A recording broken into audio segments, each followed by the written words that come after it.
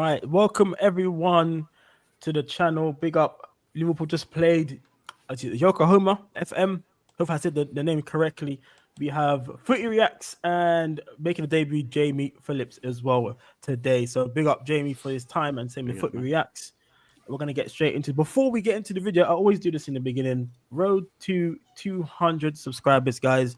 100. Can't get my words out my mouth. 140. So please, guys, hit the subscribe button on the way in, so we can get to that milestone, man. That'll be great. That'll be great news. But I'm gonna go through the comments. Big up CJ's coming. Big up CJ says Rio, and then CJ's big up again. Can you see my comments? Yeah, of course I can. I can see it. I can see it. Big up Ravi as always, as well. Now we're gonna get straight into this match reaction here. I'll give my thoughts and then we'll go along the panel and then we can go to like player, talk about players. My opinion in the first half, I felt like the fluidity was a bit off. We started very slow. And then going into the second half, obviously, when we got some of the young guns on the pitch, like Rio and Leone, we did well. I think I did a big, long watch along. So people already know my opinions already, but we'll discuss it more. Let's talk. Let's go with, because your first time on the channel, Jamie, let's go with you. How did you feel the game went, man? Yeah, I thought the first half was quite a decent game. You can see Liverpool were trying a lot of stuff. It weren't paying off at the end of the pitch. That was all. Yeah. There were some nice touches from some of the players. I thought Verts looked very, very good. Ekitike is making some good runs into space. He looked a bit tired, though, lacking a bit of match fitness by the look of it. Cody looked like Cody. I thought Cody did okay. Some nice touches here and there, hitting the post. Salah's, he might just be the best player in the world, man. His vision is out of this world. He could have easily had a couple of assists in that game. Bosley looked decent playing in a double pivot. You know, there was parts of that first half I actually liked. I just think the pitch didn't help the way that the boys wanted to play because they're so used to playing on such smooth surfaces. So, you know, you could see that they were getting the ball. You know, they're getting a touch. Usually when they get that touch, it's out of their feet because of the way the pitch was. It was under their feet. So you can see things like that. But I thought it was a decent run out for the boys. You know, there's some, you know, it's about fitness mostly. But yeah, the first half I was happy with. And then the second half, look, changed it up, brought all the pace on, brought all the young guys on, and they showed the first team, you know, you got to be careful here next season because we'll have your spots. And obviously, there's a lot of players that we're going to talk about later in the show, like Rios and Frimpongs, that stood out highly. But man, look, it was a good game. You got to remember as well, Yokohama are like 26 games into their season or something. So you know, they're fully at it right now. Although they're, you know, the dog turd, they're fully at it right now. But you know, Liverpool, that was a good game for Liverpool because it was a competitive game. It wasn't really a friendly. You know, 70,000 people. Good game of football, man. And I like what I saw. I take it. I could take it. I can see because Yokohama, when I started seeing Kirkers getting pushed in the back, I was like, oh, these guys are proper on it. And I feel like Liverpool needed a game like this just to get them ready for the Premier League season. So it's kind of not. I think we've been coasting through games a little bit, and I feel like now the players should be more up for it with it. They played against Yokohama. They were actually good set up side. Actually, formation wise, we found it hard in the first half to even break them down, which I found was a bit crazy. I don't know what was going on with why the players find it so hard, but it looked like Yokohama were trying to let Liverpool know that we're not no slouches. From what I saw, Footy, go on. Let's get your reaction to the game. How did you think about it, man? Yeah, I echo what Jamie said. The pitch didn't obviously help when we're trying to zip the ball around really quick, and the pitch looks like it's been played on about 20 times and had like no looking after or condition to it. But I thought. Yeah, Salah for me was the best player in the first half. I think Szoboszlai was really intriguing and watching him in the double pivot because we know he's got the energy and the press to be able to do so.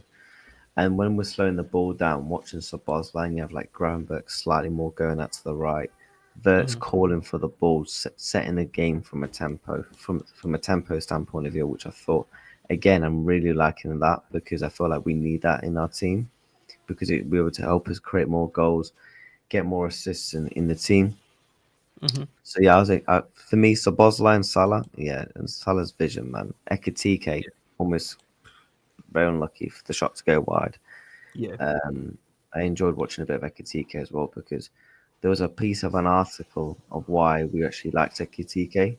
Many times in that first half, where he was slightly dropping deep a bit, trying to pick up the ball, create chances, release off the passing accuracy as well. So Ekitike caught my eye as well. So from someone who's only watched like a couple of games of him. Yeah. I definitely feel like FTK has a lot more to offer. I feel like he just needs to get used to playing with the team. I did see him trying a few things by himself. There was a part where he drifted out to the left and swapped with Gakpo, and I thought, okay, he can do that interchanging.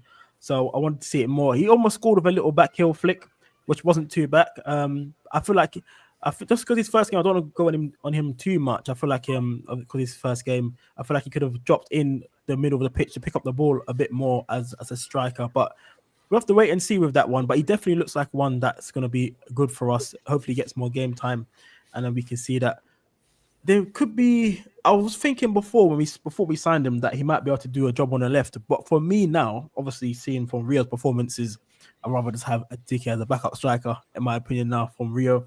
So on that sense there. Anyone else that came through that played in the first half that you thought was good? I know Wirtz. I still feel like Wirtz plays in gear one when I see him play. I don't feel like he's even trying yet when he's playing.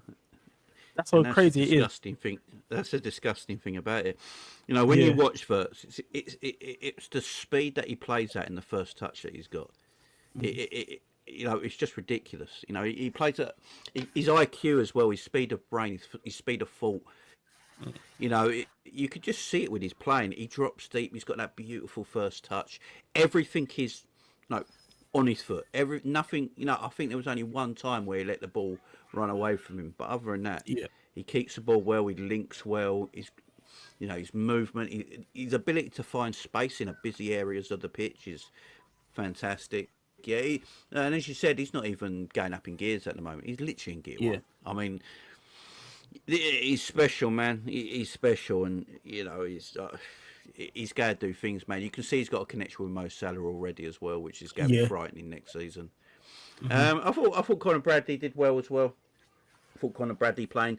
You know, one thing I noticed with Conor Bradley, the difference between Frimpong and Conor Bradley is that Conor Bradley underlaps a lot and goes into that right central area of the pitch. Frimpong likes to stay wide and overlap because that's where his skill set works best. So we've got two right backs who are basically two completely different right backs in what they do. Conor Bradley likes to tuck in that right and underlap a lot. Frimpong likes to use the width of the pitch. So, I thought Conor Bradley played well, joins the attack. But again, Szoboszlai, I thought Szoboszlai stood out a little bit in the last game as well against AC Milan, playing in that deeper role. I actually think he prefers it. I think he looks more comfortable playing in deeper roles where he's running from deep as well. Because he's one of the only players we got in our midfield that, you know, I'm not saying he's our better midfielder or anything, but he's the one of the players that can track back and win the ball back and then 5 seconds later be in the opposition box. And, you know, McAllister's obviously a better footballer, but that's not his game. And, you know, Graham Birch is more the defensive-minded player. So, again, with Szoboszlai, I think it's going to be extremely important to Liverpool. I know there's a lot of Liverpool fans that don't rate him or don't like him because I think Liverpool fans thought he was something that he isn't and put a demand on him to be like this midfielder that gets like 25 GA a season or something mad like that. But at the end of the day, I think the manager rates him highly in what he does and what he brings to this football team in that midfield area. You know, especially if he's pressing as well from deeper positions. So, yeah, Szoboszlai, I thought, again, I can see why the manager likes him. Technically, he's good, but, McAllister's obviously a better footballer. So, some nightmares there for the manager next season, who his midfield three are going to be, because let's face it, Wirtz plays, Gravenberch plays, and then he's got to make a choice between Szoboszlai and McAllister in some games, in my opinion. Yeah, I feel like they will share the games up throughout the season. Some games, if you want to be more solid, you might play Szoboszlai in there, and then if you want to be more free flowing, you probably play Mac 10 in that position.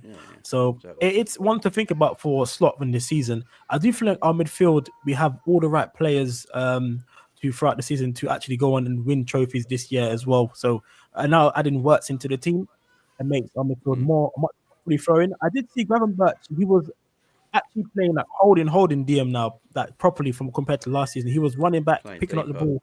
He was running back picking up the ball in defense. You actually saw him along the back three, and they made it like a back three when he went there, taking the ball off Konai and Van Dijk in the first. So I can see what Slot's trying to mold with Gravenberch. So that's going to be interesting to see, because that would leave Wirtz more space in the midfield. So it's going to be great. I think we're going to see a new style of Liverpool this year, which is going to be interesting. So we have to see how the players can keep up with that. Footy, what about you? And what about Wirtz? So just get your opinion on Wirtz, because I know you're a Wirtz fan. I was going to mention the right back situation first, because I think go on. Yep. About Conor Bradley. I think Conor Bradley looks like he's actually massively bulked up, but it's not actually allowed him to change his game neither. In the way, like, he's actually looks like he's a lot more filled out than he used to be in the previous seasons, and it's not actually letting him effective his game. And I think Frimpong, the amount of abuse that people are giving us for signing Frimpong, the guy that the assist was brilliant, and it was. Like Jamie said, to have two stylistically different fullbacks again, it just proves to another tactical from Arne Slot again. So, who do you guys prefer out of the two? Ooh, that's a hard question, actually. Because I don't know. I think Conor Bradley's his number one right back at the moment. I think Conor Bradley might be his number one right back. I actually think Frimpong is going to give us more off the bench than Conor Bradley would coming off the bench. Frimpong, I've not seen his acceleration for the first 5 yards from a standing position is ridiculous. Yeah, it's disgusting. It's just absolutely ridiculous. And when he gets into them wide positions, like the thing with Frimpong, I don't know if Frimpong and Salah work as well as Bradley and Salah, because Bradley allows Salah to keep them wide positions where he can get the ball and does the things he does with it.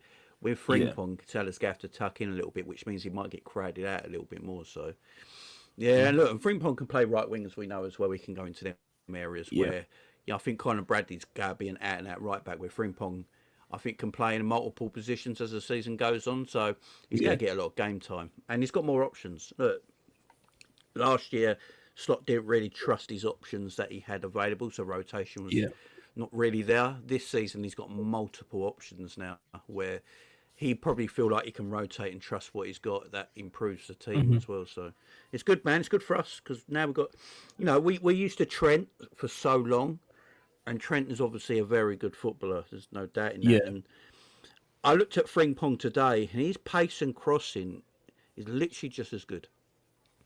His final ball from a wide position, you look at the crosses he did there, obviously for the goal, great cross. But you look at his other crosses, they got cut out, right? Because that's not like not all Trent's passes made their man. They got cut out, but it's the way it's the pass they're looking for. It's the cutbacks, the dangerous cutbacks. Like, if players are there, they will score from them opportunities. So, Frimpong's delivery is very, very good, and his pace is unreal. So, it gives Liverpool a lot of options on that right hand side from wide areas of the pitch that are going to frighten teams next season. Yeah, I agree with you. There was some talks that Frimpong could play right wing for me. I feel like I prefer him just to play as a right back. I think that's where he plays his football better at right back position. Like today, we saw him it was just beautiful stuff. I know it was against Yokohama FC, but the stuff that he was doing from right back, he had so much space and he utilizes it very, very well on that side. So the link-up play with whoever plays right side is going to be amazing. His recovery pace as well, when we have big games, is going to be amazing during the season. So I think him and Bradley are going to do play a lot of games this season. So for me, either or, I don't really mind who starts. But at the beginning of the season, I think Slot will go with Bradley, tried and tested already. I think Bradley deserves probably to be the starting right back at the moment in the season. But there are going to be games where if Frimpong comes in, I'm not even going to complain, because he's going to be great at what he's doing. I will say this year. I know I've seen a lot of people on Twitter talk about it today about, Frimpong and Conor Bradley are not defensively that good. I'm going to say something that might shock people. I don't give a shit. Yeah. Right? I really don't care. Fullbacks in football in this generation are not all the greatest fullbacks. They're not. Fullbacks back in the day when I was watching football, when I was your guys' ages, they would they were sitting fullbacks. They wouldn't even go past the halfway line. They were there to protect. A fullback used to be there to protect the cover for your centre backs so they didn't get exposed. Football today is played on the front foot with attacking fullbacks. I don't think they're shit defenders. I think people just like to say that just for attention, you know, when they write things down and all that and say this shit, they're just attention farming. They're not shit at their job. They're good defenders. Look, right backs get cooked by wingers a lot. It don't matter how good of a fullback you are. That happens. But their attacking skills going the other way. Look, Liverpool might leak a few goals next season where we probably shouldn't do, and Arsenal might have a tighter defence. But I just don't see anyone outscoring us next season. That's the thing. And if Liverpool win every game like a 3-1 or a 4-2 or something like that, I don't think Slot's going to be too bothered about it. Where it's going to be is in the big games where it might be really, really tight and they're 1-0 games and stuff like that. You might just want to defend a little bit deeper in them games. But if we lose a goal or two on counter-attacks when we've got 3 or 4 already in the other end, I don't think it's a worry. I really don't. Yeah, but I feel sorry for Slot. You can't win because last season people were complaining about the pace of our fullbacks. Now our fullbacks are absolutely fucking rapid. Everyone's still complaining. Yeah, they were the problem last season. Can't win.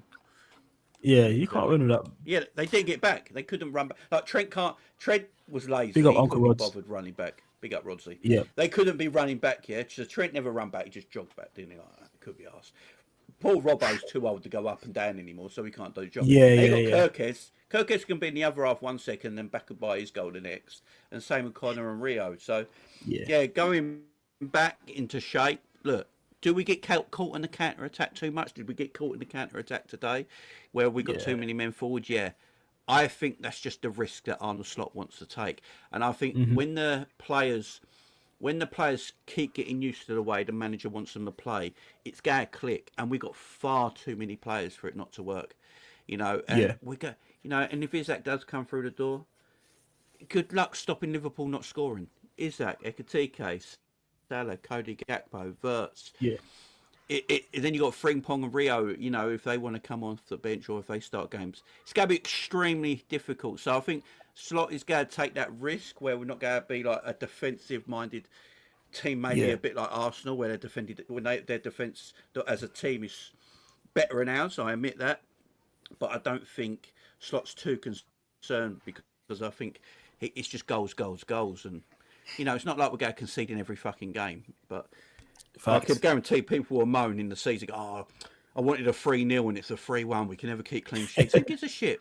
You know? Yeah, true. If you get the 3 points, I don't care about any of that kind of stuff. If we get Isak in, that's the one for me that's going to help us improve. If we get Isak in, that's that. For me, that's guaranteed Premier League winners. I don't see anyone else. Yeah, when we get why people are also complaining because Slot's the tactical manager. He will tell the fullback if we're coming against, like, I don't know, Real Madrid or Barcelona, he's going to tell the fullbacks to stay back a little bit because of what's going to be coming the other way.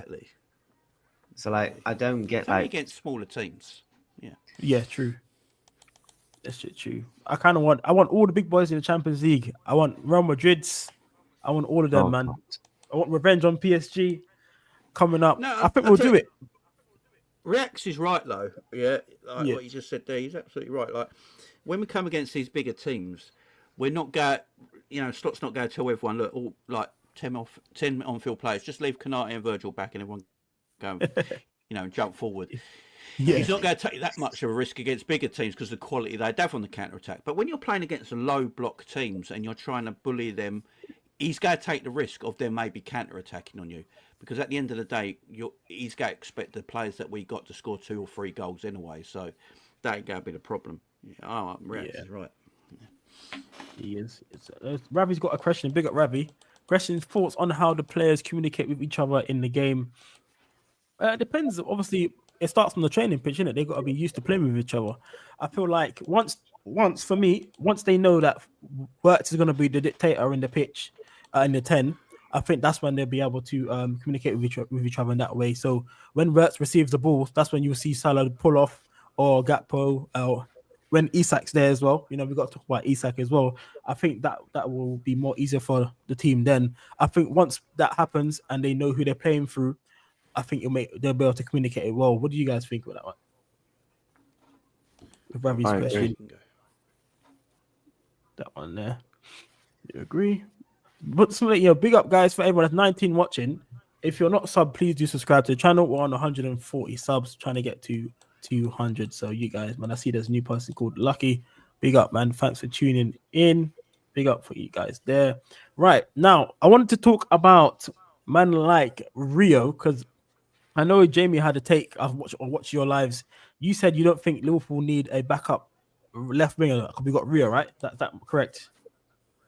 Mm-hmm. Yeah. I'm Right, starting to on think. Rio. Yeah, go on, give it to us. Here's my thoughts on Rio, right? I know a lot of people like Malik Fofana and stuff like that, and I've only seen Malik Fofana a few times, yeah. Yeah. If I'm, because I know one wants Rodrigo and I get it, but if Liverpool go get Isaac and put him on big wages, you got XTK apparently he's on 200 grand a week. Yeah. Vert's on 190. You've just gave the two boys massive contracts as well. I don't see Liverpool going in for Rodrigo, paying that money and then giving him like that monster wage on top, because that just balloons our wage bill. It doesn't make sense either. I don't think Fofana's any better than Rio. What I've seen. I agree. So why would you go and spend money on Fofana, a transfer fee and a big wage, when you got a player at your football club who's only a couple of years younger, who's arguably just as good now?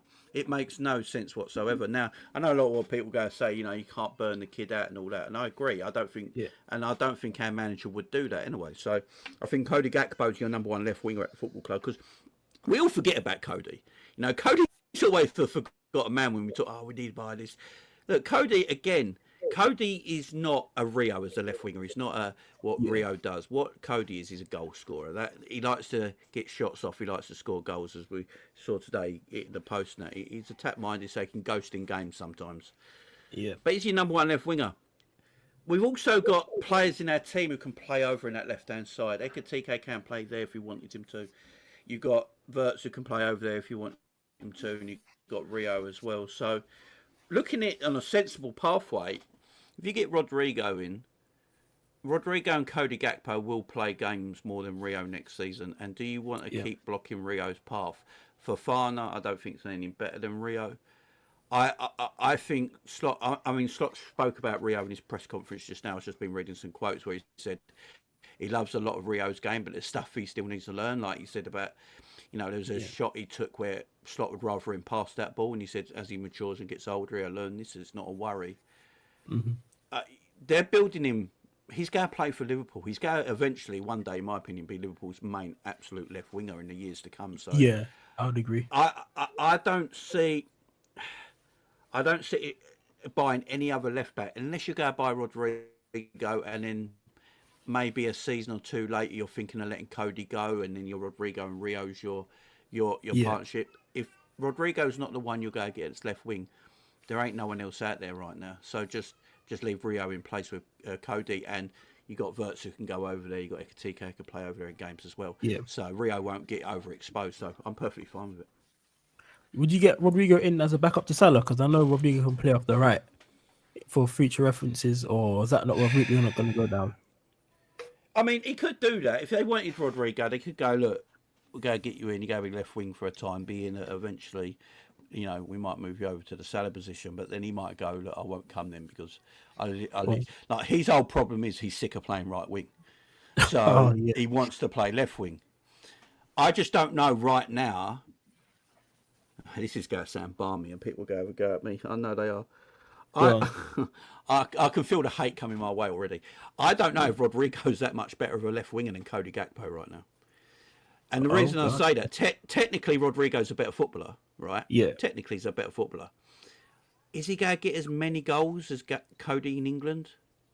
That's what I'm saying. Like, what are you going to get from him right now as the left winger? Because I know he's a bit of an unknown at left wing now because he's played so long at right wing. He played a few games last season when Vinny was injured, but I don't even rate Vinny like that. I think Vinny's very overhyped, and Rodrigo can't replace him at left wing. So, I look, if I was Liverpool Football Club, I'd stay away from Rodrigo personally.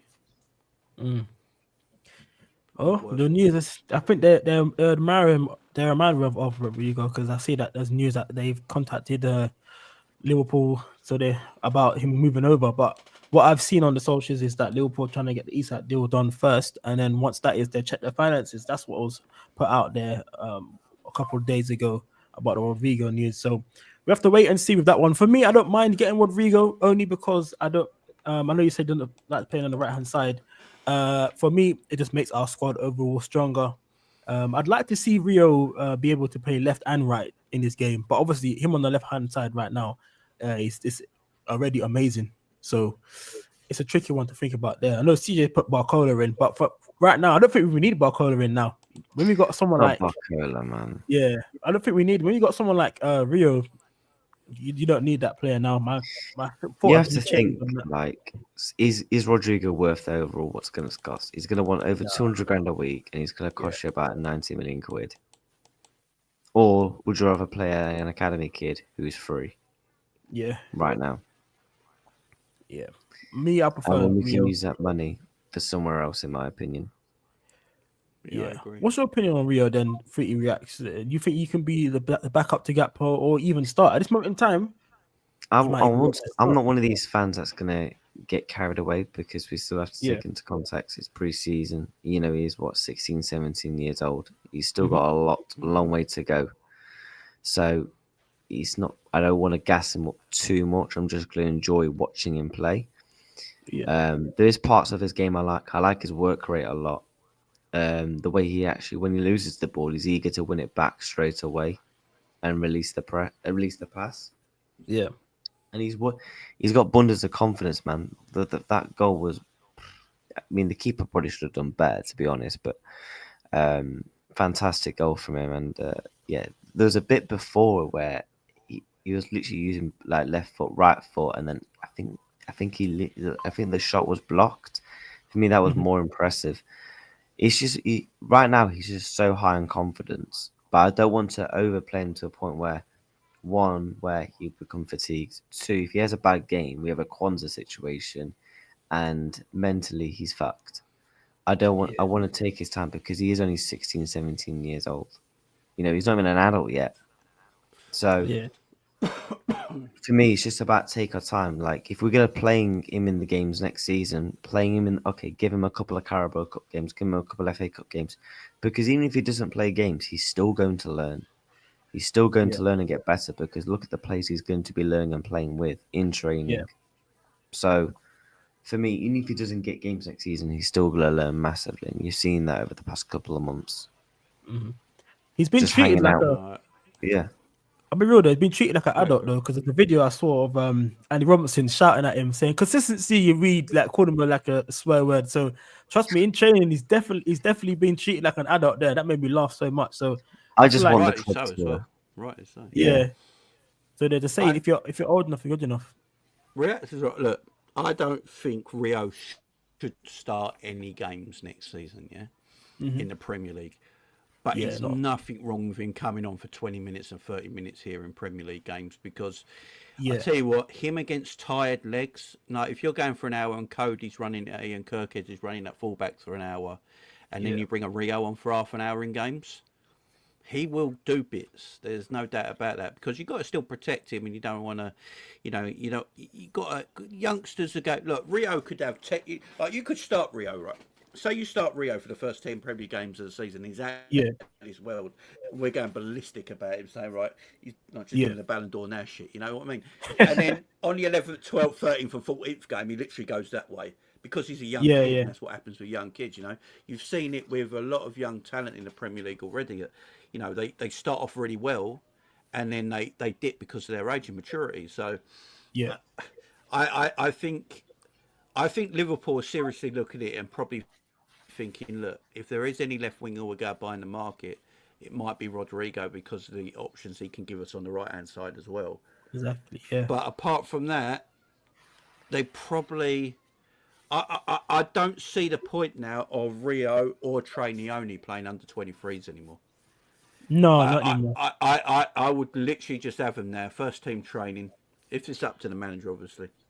Yeah, No, I'd have them first team training, playing with the train. I mean, their training they probably do, and they would do the first team is probably more competitive than an under-23 match anyway.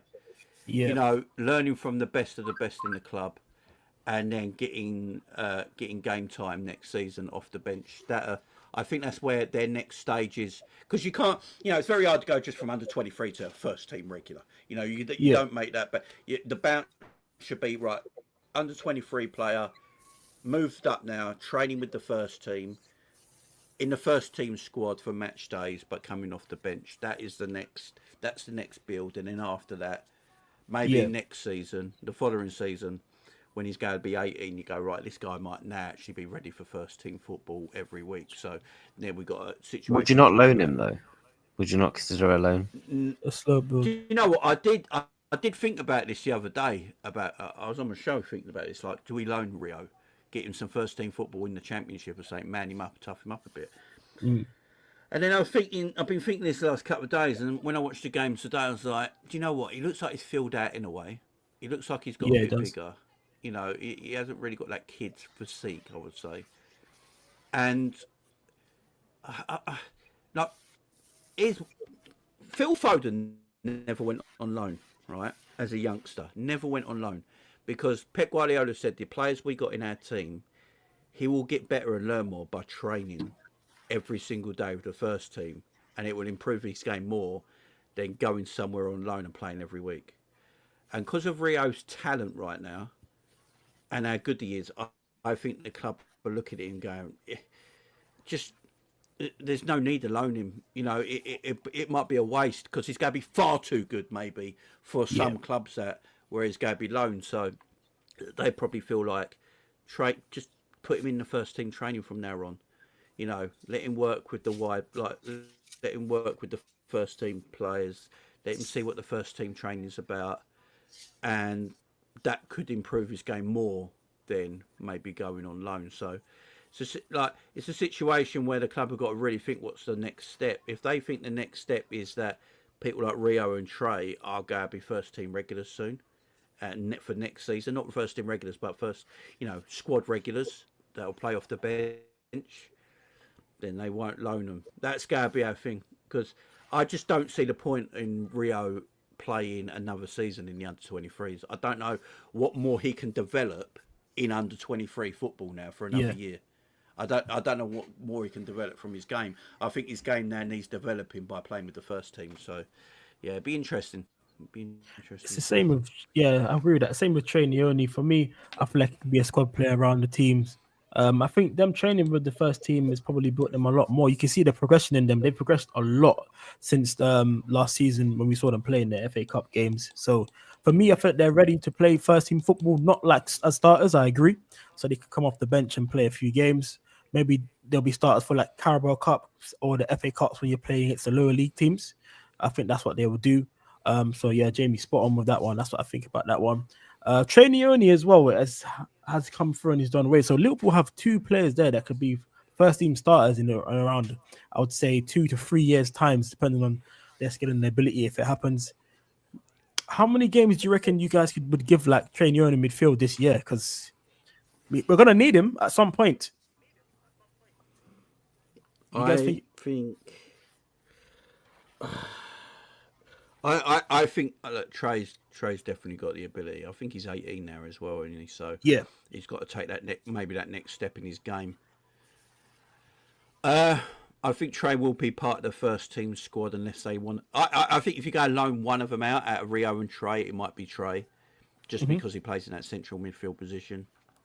That might be the one you loan out. Again, if you look at our midfield depth, you might say like he's like 6th choice at the moment. So game time will be a bit more limited for him. Where with Rio, you could see there's a pathway for Rio to actually play games next season. So yeah, it's a tricky one with Rio though, with Trey, because I like him. Like the things I like about Trey, the way he receives the ball in the back foot is extremely good. You know, I always talk about this. If a midfielder can receive the ball in the back foot in tight areas and keep the possession, that's something special straight away that you've got that not a lot of other midfielders have. He can break into the box as we saw today as well, and you know he's got ability. He's nice and tidy. He's cultured. I just wonder how his pathway into that team's going to be, because you've got McAllister, Gravenberch, Szoboszlai, I think Endo, Curtis Jones are all in front of him right now, and they will play games next season. So I think Trey's pathway is a bit more difficult. So I'll see what the club do there. But with Rio's pathway, it's a lot more open, ain't it? So yeah. Trey's game does remind me of a bit of Gravenberch though, like a little regen. I can see it, and when I see it, sometimes I look on the pitch and I think, oh, is that Gravenberch or Trey when they're playing? So I do like Trey Leone there, man. Now I saw Nunes come off the bench today, yeah, and I'm thinking, do you think Nunes is gonna stay? Because I thought if you're gonna put a player on the stock market, are you really gonna bring him on the pitch? So that's another question I wanted to ask you guys there. Anyone can go first. I'll go with Footy. Do you think Nunes is gonna stay? No. You just think you think he's not staying at all? Look, the skinhead, don't fool me. He's off. Okay, I think we need to watch this space with the Nunes one. You know, I think there's a possibility he might actually stay. I reckon Al Halal try one more time. I think Liverpool are waiting to see what happens with the Isaac stuff. What if Liverpool get Isaac in through the door? Darwin's out of here. I think that's what they're waiting for right now. You know, Darwin again. He comes on today and it's like everything's shit. Everything. His first touch is just awful. He's offside every single time. His first action today was offside. His second action, he was offside, but the ref just didn't blow the whistle because he didn't receive the ball. His third action was putting a very simple ball in the back of the net 8 yards wide. Yeah, that was mad. He's just not. Look, I feel for him. I think Darwin. Do you know what Darwin is? Darwin can have a week or two, where he looks unplayable, looks fantastic. Everyone gets gassed. Oh, Darwin's back now. He's here. He's doing it, and then everyone believes it. And then game 3 is like, nah. Yeah. I've never seen a player lose his confidence from one game to the next as quickly as Darwin does. There's games I watch of him where, like the Newcastle game, when he literally came off the bench, scored 2 goals, he should have been buzzing after that. His momentum should have been high, even if he didn't play the next game. He should have believed in himself, go, this is what I can do. And when I do, and then he plays the next game, it's like, no. I just don't understand it. Like the man's got no belief in his ability at all. Like when I look at Darwin, I'm looking at a footballer who's got no belief in his ability. He doesn't believe at what he's good at. You know, I don't think he believes it. He's not a goal scorer. You can tell by the way. Cool. Yeah, and you can tell by the way he plays, he's not natural at goal scoring at all. No. What I think Darwin's best attribute? Do you know what Darwin's best attribute is? It's running. Running off the ball. He's off the ball running. He's very good, But no, he came on in that second half and was like, no, Ekitike weren't great in that first half for his debut. Don't get me wrong, No, he wasn't. But it was his first 45 minutes all summer of pre-season, so I expect it to be a bit off, right? But his first touch and his movement and his link up was already better than Darwin. That's what I said in my live stream. I've already seen enough, so I'm happy. So, Darwin, man. I saw his first touch when he brought the ball down with outside his foot. I said, "Oh my!" I said, "That's already." I thought, already better than Nunes. Straight away, I saw that. I think TK, once he gets used to playing, he'll do some great stuff, man. I think he's damaged mentally though. He's too damaged. He's too far gone mentally now to even recover. Someone put an update on Newcastle. It says, "Big up, It says Newcastle have made an informal inquiry for Fulham Rodrigo Muniz. No high-level talks have taken place, but intermediaries have been involved in discussions for a fee of 40 million. Mooted reports." That's what he said on there by Craig. They're after strikers, man. Man. They need strikers. They need money. I wonder why they need strikers. They kind of have to get rid of Isak now because Isak literally cut all communication with them now. Yeah, he's got Craig Hope was on TalkSport earlier. I don't know if you guys heard this. He basically said, he's gone. There's no coming back from this situation. It's just about Newcastle getting the right deal for him. And all the reports coming out today, I don't know if people have read these reports. Melissa Reddy got it as well, and some other journalists from Newcastle reported the same thing today. That Isak told Newcastle last season that he wanted to leave, and this was his last season at the football club. So what Right. Newcastle have done, they've just played everybody, even their own fan base, to believe in that weren't the case, and just kept us strong. That's why Liverpool knew. This is why, because I always said it, Liverpool don't make an approach for a player without something going on. They've had some inkling, yeah? So Liverpool always knew, and the plan for Liverpool apparently always has been Ekitike and Isak this summer. It's always been the plan. Big up IndyCar news, man. Yeah. He's been doing some crazy stuff in IndyCar, man. That's why I got all my stuff from. Indy's fucked up Paul Joyce this summer, I ain't gonna lie. I think Paul Joyce has been overrated for a bit anyway. Like people always say that about Paul Joyce. Yeah. Where's he been though? Like even in the Vert saga, he barely tweeted. Well, in the Vert saga, he said we weren't buying him, didn't he? And then we bought. Yeah, Vert's as I don't know what's happened to Paul Joyce. He used to be the guy. When he tweeted, you knew it was happening. Nah, yeah. No one's telling him anything. Maybe he's not paying them the money anymore. But I don't know how they get the in the know stuff with the journalists, but. That is a crazy thing there with that one. But that Isak deal looks like it'll go ahead. I just don't want it to go ahead in 3 weeks' time or anything. I want it to like happen like in a week's time. But that's the way and see, man. It's a bit annoying. But we need to talk about centre backs, guys. And we are running thin. So thin is crazy. Joe Gomez got sent home because of the Achilles injury. We got Konate. We now know it's confirmed he has Bozo gene in him. So what's going on right now? For me, in my opinion, we need 2 centre backs. I don't want to see Robertson at left side of centre back, but I think Slot is literally going to play him there. I think we're only going to get 1 centre back, and then Robertson will be a left side of centre back. Wait, they're Rayham? No, not at centre back. Not Robertson at left side of centre back. No chance. But. What do you guys think? Do we need 2 centre backs? Because I would think, my opinion is we need 2, man. Mark Gahey and someone else that needs to come in. No, I agree. We need 2 centre backs, but I think we're only buying 1. I agree. I think Joe Gomez's injury ain't actually that bad. They've got. When the manager says I've got players that can fit in that position, and he makes a point of Gravenberch quite a lot, and Gravenberch has played centre back even last season. He played a couple of games at centre back. Yeah. I think Liverpool fans still live in this PTSD era where one time in my I'm 44 on Saturday. Yeah, I'm going old boy now. Right? Big up, man. This is the first time I ever have seen a team lose all their centre backs in one season. Watching football, right? We lost all our centre backs in one season. Joe Gomez got injured. Virgil got destroyed. A week later, Matic got destroyed. We lost all our centre backs in one season.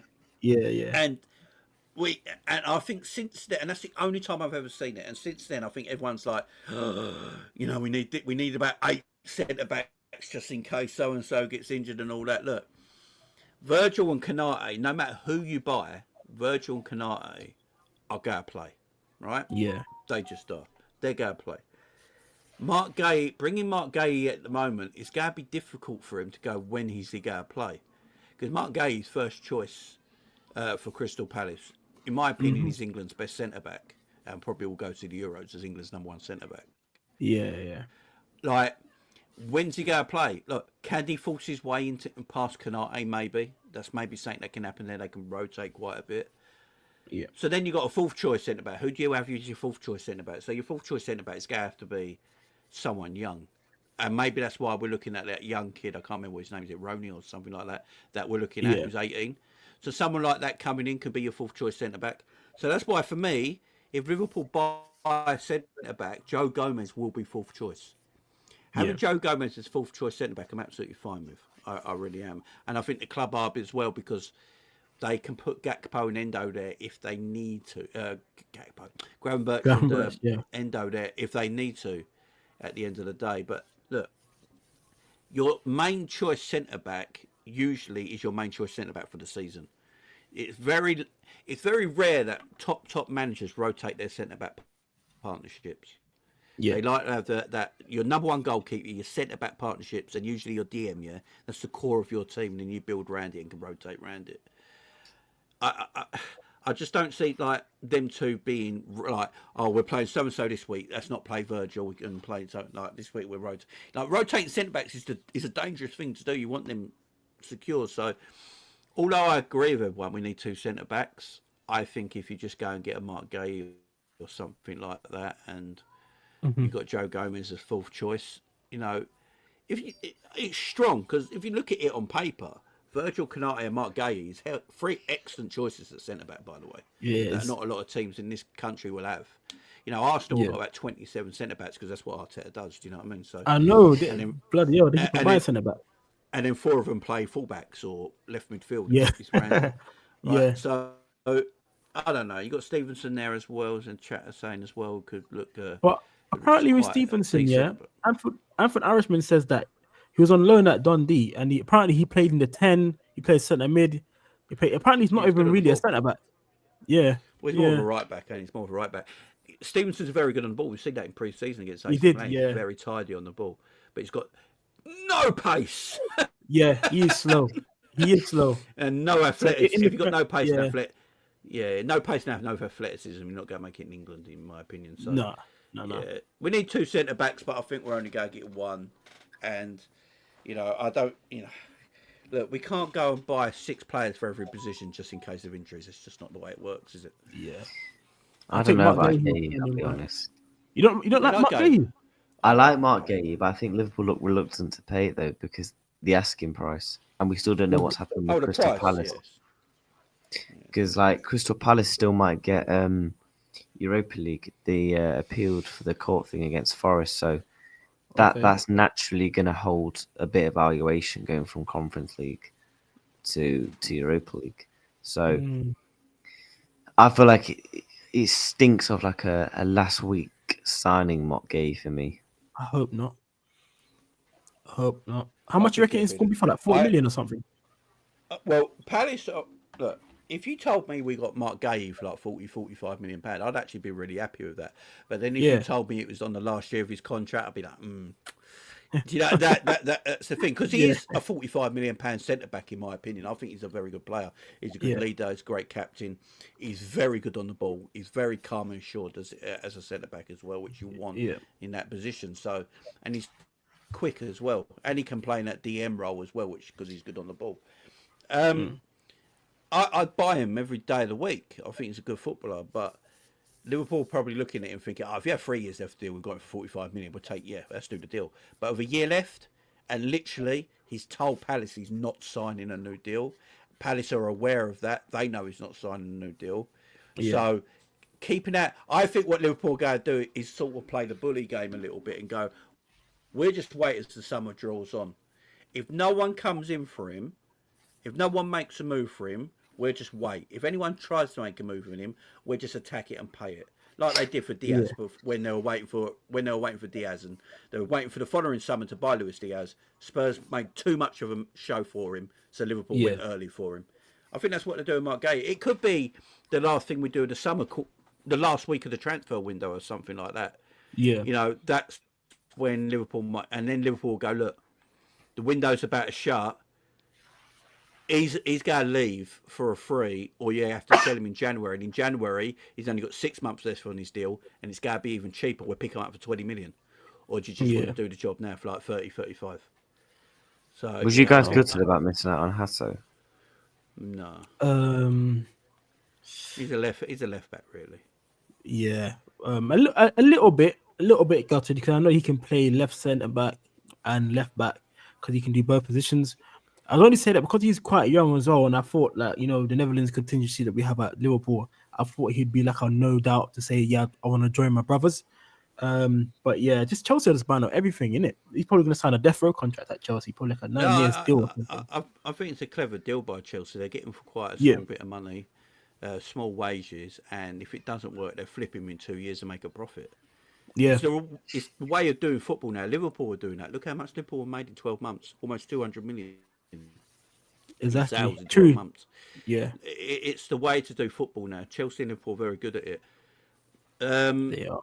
At 18, again, he doesn't get in our first team right now. So again, you're looking at a player there who's going to demand quite a lot because he's got a lot of PR behind him and got a lot of attention behind him. And he's not getting in front of Kirkes at left back. Robbo probably still plays in front of him because of the experience he's got.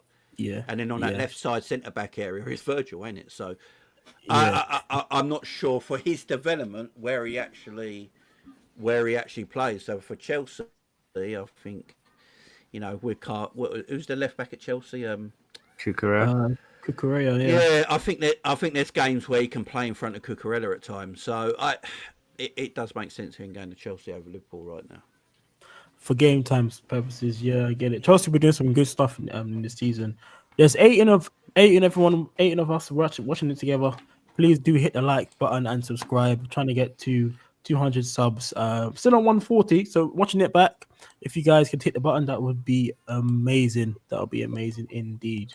I think our next preseason game is against Athletic Bilbao, isn't it? We've got two games. Is it 2 90-minute or 2 60-minute games? 2 90 minutes. Really? Oh, sugar. Yeah, two different teams are going to play. Yeah, two different teams. Oh, so they get a full So 90 you got a minutes ticket each? for that. They're all day. If you got a ticket for it. Is it? Oh, okay. Oh, yeah. Shit, yeah, you would actually. I think the ticket covers both games. Oh, fair. Whoa, that's crazy. Because there ain't enough time in between to get rid of everyone at the stadium. Yeah, safely, and then come back. and then bring a new lot into the stadium. So I should have thought of buying some tickets for that. That's at Anfield, isn't it? Or is it Anfield?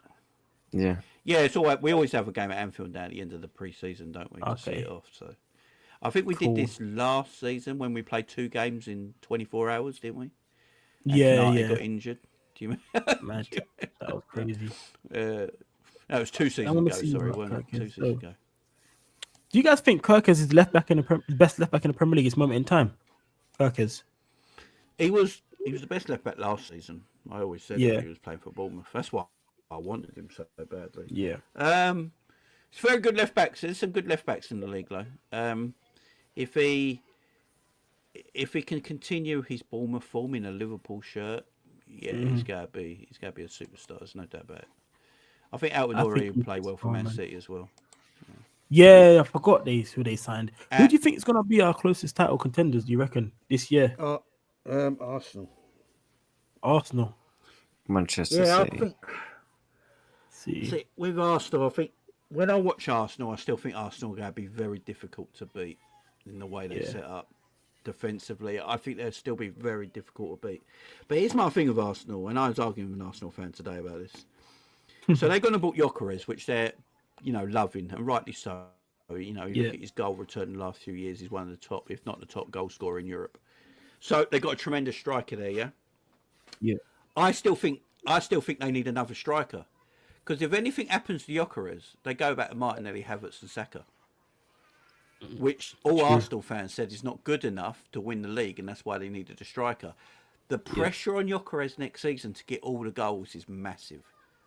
Because everything's got to be fed into him. He needs to... like people have been saying, what's the tally that Yokeres should be getting next season? If Arsenal want to win the Premier League, for me, Yokeres needs to score almost 30 Premier League goals next season. Because everything's going through him. Yeah. Look, Salah got almost 30 last season and we won the Premier League, because everyone thinks... Everything's... like, Saka will get you 10, 12, 15 goals, maybe. I don't think Martinelli will get that much. No. Eze, if he goes out, look, Eze starts really cold and then by February he picks up. I don't know how many goals he would score. It all goes through Yokeres. And if Yokeres, if he goes missing or he's not in form and he gets an injury and he's out for a few games, then they're back to the front three they said ain't good enough. So I think Liverpool, when Isak comes, Liverpool will have too much firepower will have more firepower than anyone in the Premier League, in my opinion. Yeah, I 100% agree. I literally think Arsenal need another striker. They're looking at left wingers and all that. They need a striker. I think they need another backup striker. I think they're light in that department, in my opinion. I think Arsenal fans can't complain this year because they've been screaming for years, the striker, we in the Premier League. Well, this is their year. They don't do it, then Arsenal will talk. You know what I mean? I think Arsenal more hope than anything. And another thing about this as well with Arsenal, Bucharest, he's not even proven as well because he hasn't even played football. I think he's at Coventry before, so we have to wait and see if he can handle the Premier League. So that's another one there. So at least for us with Isak, we know Isak's Premier League proven and he scores goals and against the biggest of teams as well. So we're first hand of it because he scored a goal against us in the Carabao Cup. So we know about that, man. For me, I do feel like Chelsea are going to step it up this year. For some reason, I don't know what it is, but this Chelsea team, obviously the PSG game might have made a bit of a difference in the World Club Cup about that one. I think João Pedro looks like he's balling out in that Chelsea team. And then I think Chelsea want Xavi Simons as well, the backup to Cole Palmer. So they're doing some good stuff. They're going to have a good squad next year to push on a big run in the Premier League. So that's my team. I think will be close to Liverpool. But if we get the Isak, or when we get Isak, I think we would end up being Premier League champions. We're too good. We're too good. I know. Why do you think City football? Sorry, before you carry on there's some news here at the moment. So Craig Hope has just tweeted saying that they believe now Sesko's going to Man United. Great. So they're saying it looks like Sesko could be off to Man United. Newcastle have had Fulham's Rodrigo Muniz to their list now. Not looking good for Arsenal, which could impact Liverpool's chase of Isak. Yeah, and Paul Joyce or Plettenberg Bomber. What's Plettenberg said? Plettenberg Bomber. I haven't been on the spaces at all today, Cup. Let me see what's going on. No Isak apparently, according. Plettenberg Bomber. Is there a Plettenberg Bomber? Is that? I'm trying to look. Melissa Reddy. Oh no, I told you it's Medi. Oh no, that's just the one we talked about earlier. I can't see anything else. I see the Muniz one. Newcastle made an inquiry about a Fulham striker, according to Craig Hope. That's one I see. That's what I've seen on there. But... Oh no, he has tweeted. He tweeted a minute ago. Understand Isak has already reached a verbal agreement in principle with Liverpool over a contract running until 2030. Isak wants to make the move to LFC early as this transfer window. The clubs are in contact. His salary at Liverpool would be similar to of Hugo Ekitiké's. Newcastle are still pushing hard for Benjamin Sesko, but Man United are also in the race. So he's basically said Liverpool have an agreement in principle with Alexander Isak. Fair enough. If Liverpool have already offered him a contract, they must feel like they can get him in. So yeah. That is it. Yeah. That's 100% it there. Yeah. But yes, I want to say thank you for Jamie for coming to my channel. I appreciate it, man. Always like to get your football takes in, and same with footy as well. Anyone watching it back, please do hit the like button and subscribe on the road to 200 subs. I appreciate everyone that tuned in today. Sorry I couldn't read out all of your chats in there, but I can see you guys on there. I think Roz is doing a live call show that I have to be on there soon as well also, man. But big up everyone for coming in. And I'll see you guys soon in another video, man. Jamie or Footy, have you got anything coming up today that you guys want to know about? I'm having the rest of the day off. I'll probably have... Yeah, I might have something on later. Yeah, all right. All right, then. No worries. All right. See you guys later, and peace out. Let me end the stream.